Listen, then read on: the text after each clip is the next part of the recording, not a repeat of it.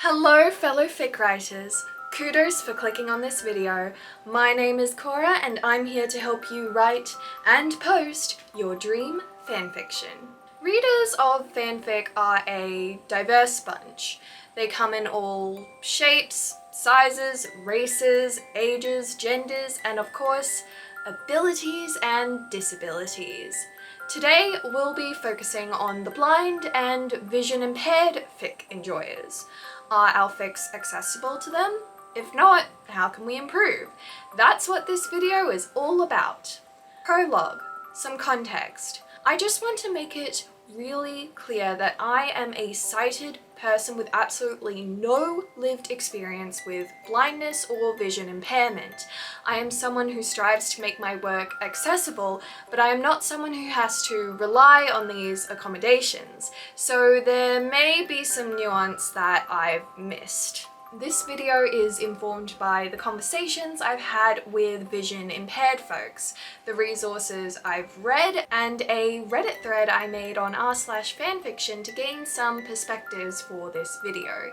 It didn't get an overwhelming response, so there wasn't a huge diversity of opinions to draw from, but I have included and credited their points when relevant because I believe they add value to this video. For any low vision people watching this video, I have included screenshots of people's comments. I paraphrase what they say in the audio, so you won't lose much if you're only listening, but if you're interested in reading what these screenshots say, I have included alt text with time codes in the description. Chapter 1. How do vision impaired people read fanfiction? Screen readers! These are software that read digital text out loud. It's how vision-impaired people navigate the web, and it's how they enjoy your fanfic. Here's the thing though, not everyone is aware of what this software is or what its limits are. There are many quirks to how you might write or format your story that could make it a breeze to listen through with a screen reader, or a chore. We'll cover those in a moment, but first, a disclaimer. Some of the points in this video were tested by me personally using Speechify, which is a program that's marketed towards sighted neurodivergent people rather than those who lack vision. I just want to qualify that there are a lot of screen readers out there, and the ones designed for vision impaired people are going to be different than the ones meant for sighted people. Speechify helped me understand how certain things might sound to anyone who's blind, but I doubt it would have given me the full perspective, so just keep that in mind. Chapter 2. The easy changes. These are the ways to optimize for screen reading that, quite frankly, don't take much effort. This is what should be standard for all fanfiction across all websites and will very rarely conflict with your creative vision. Page 1. Scene breaks. Do not use dozens of dashes, asterisks, or X's in a row because to a screen reader, it's going to sound like this. At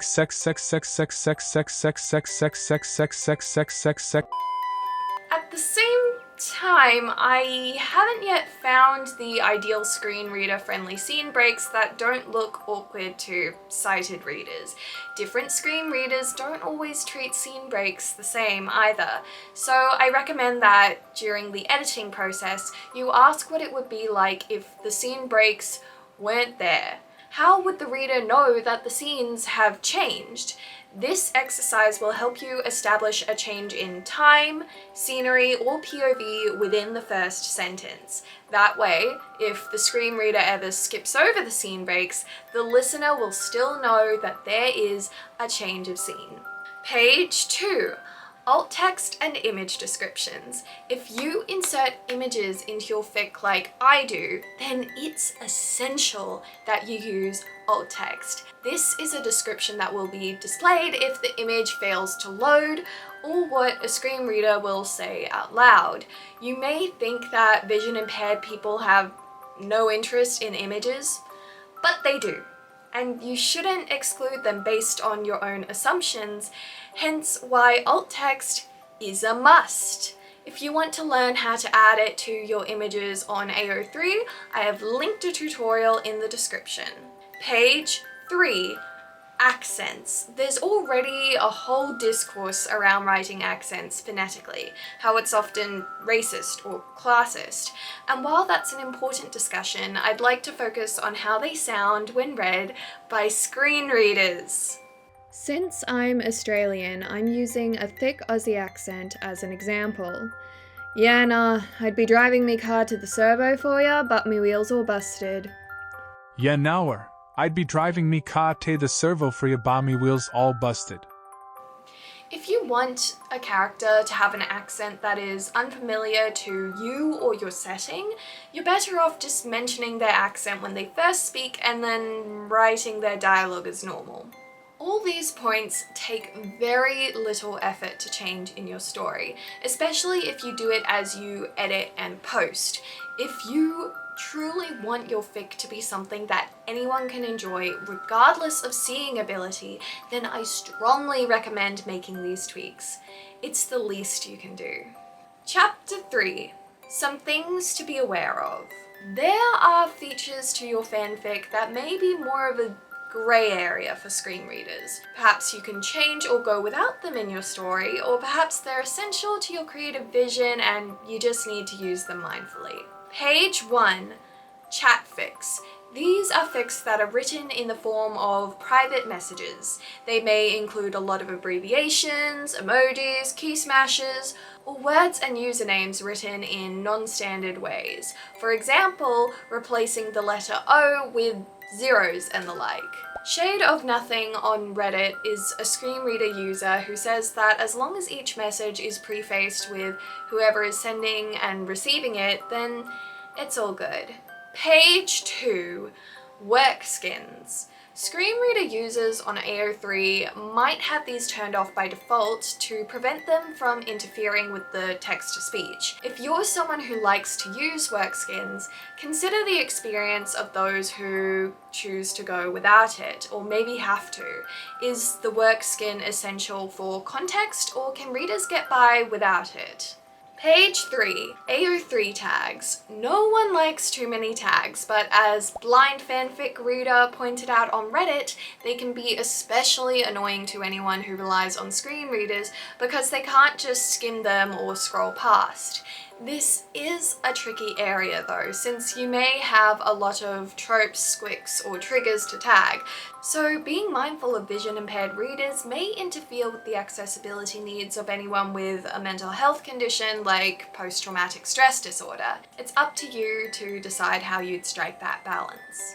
Page 4. All caps. As pointed out by Danny Ferrito on Reddit, this can prompt screen readers to spell it out letter by letter. Page 5.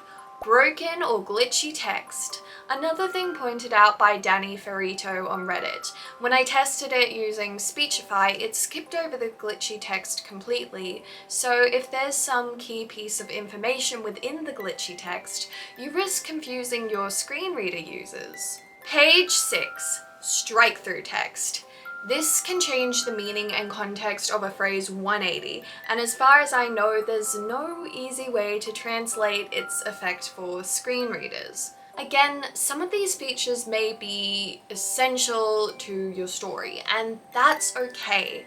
I know I love how strike-through text can add to a narrative. This is where I'd love to hear from vision-impaired fic readers. If our stories can't be made screen reader friendly, is it worth clarifying that in the beginning author's notes? Would it help you decide whether or not a fic is worth your time? Or would you rather a different solution? Please let me know in the comments below. Editing Cora here. One more thing I forgot to mention was using foreign languages and conlangs. If the majority of your fic is in, say, English, but has some lines of another language here and there, then a screen reader designed for the English language may stumble. If it's a conlang, which is a fictional language, then it might help to run those lines through a screen reader and adjust the spelling until it sounds how you want it to. Chapter 4. For those who can go the extra mile.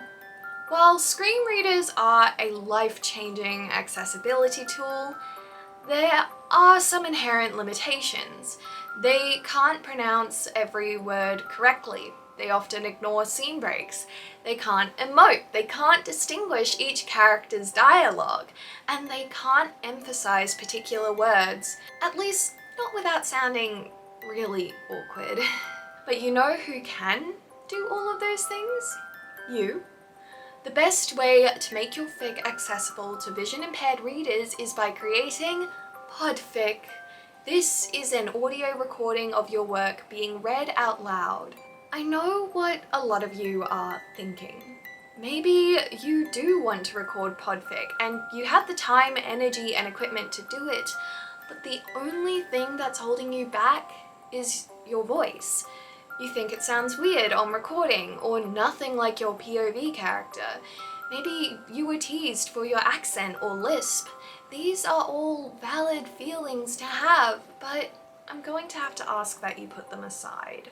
I get that's easier said than done, but if you're focusing on how you feel about your voice, you're centering yourself in a conversation that should be centering vision-impaired people. You may think that you're somehow doing them a favor by sparing them of your awkward voice, but you know what sounds even more awkward? She bared her fangs and spoke with a rage that could level Castletown. You owe me. You know what sounds less awkward? She bared her fangs and spoke with a rage that could level Castletown. You owe me. Let me remind you again what your competition sounds like. You owe me. No matter how awkward you think you sound, you can pronounce and emphasize words correctly. You can emote and make characters sound distinct from each other.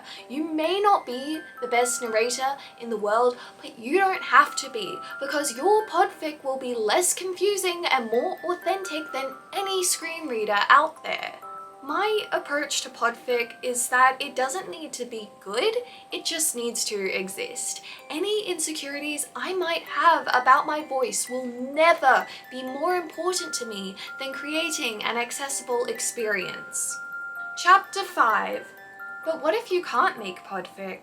It is totally possible that you might be non-verbal, have a stutter, or you're still learning how to speak in the language you write in. Maybe you don't have any way to record yourself or edit your audio files.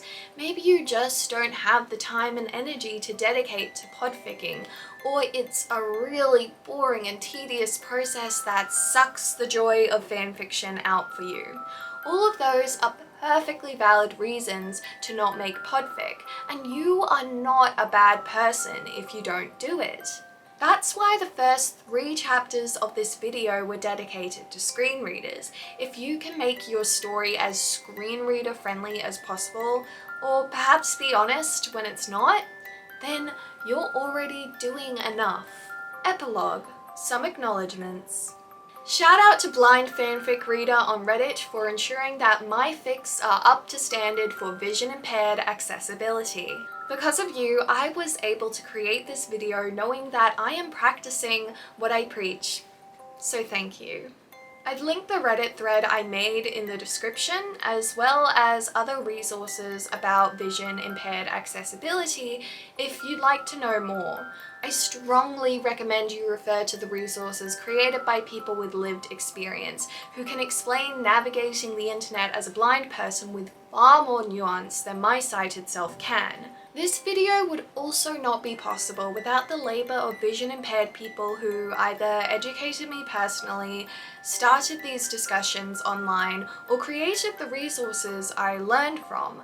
You're all wonderful, you're valid, and you deserve to have the best and most accessible fanfiction experiences possible.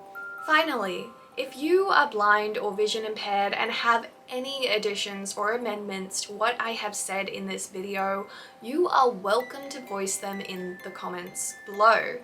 I mean, you might even have a different kind of disability that means you have to rely on screen readers or podfic, and I'd be interested to hear about that too. To any sighted people watching, I recommend you read what they have to say with an open mind. If you choose to respond, maybe consider how your comment might sound when read by a screen reader. And that's the end of the video. Kudos for watching, kudos for liking, and extra kudos if you've subscribed and hit the bell for more dreamy fanfiction tips. I will see you in my next video, but in the meantime, happy fic writing!